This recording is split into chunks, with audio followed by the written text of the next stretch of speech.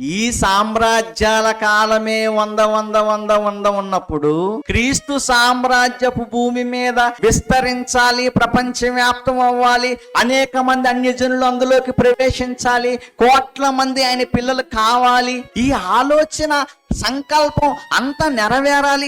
Bible లేదు, పూర్తిగా లేదు. మొదటి శతాబ్దంలో ఉందా ఒక చోట? లేదు. అవునా?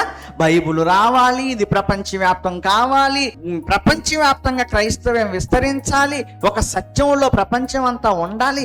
ఎంత టైం పడుతుంది? దీని అంతటికి ఎంత టైం పట్టిద్ది? ఒక రోజులు అయిపోయిద్దా? అది ఒక 2 రోజులు అయిపోయిద్దా? ఒక 5 రోజులు అయిపోయిద్దా? లేదా ఒక 100 సంవత్సరాలు అయిపోయిద్దా? 1000 సంవత్సరాల క్రీస్తు సామ్రాజ్యం ఈ భూమి మీద ఉంది. గుర్తుపెట్టుకోండి. ఎన్ని వేల సంవత్సరాలు?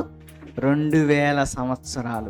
మానవుడు స్థాపించిన ఈ సామ్రాజ్యపు కాలమే 100 సుమారు సంవత్సరాలు ఉన్నప్పుడు క్రీస్తు సామ్రాజ్యం అప్పుడే స్టార్ట్ చేసి అప్పుడే నాశనం చేస్తాడు ఆయన. ఇవన్నీ మీరు ఆలోచించాలి. ఎందుకు 2000 సంవత్సరాలు ఉంది?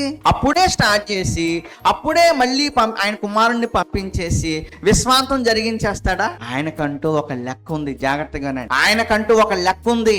ఆ లెక్కలోకి వచ్చేంత వరకు ఈ విశ్వం ఉంటుంది.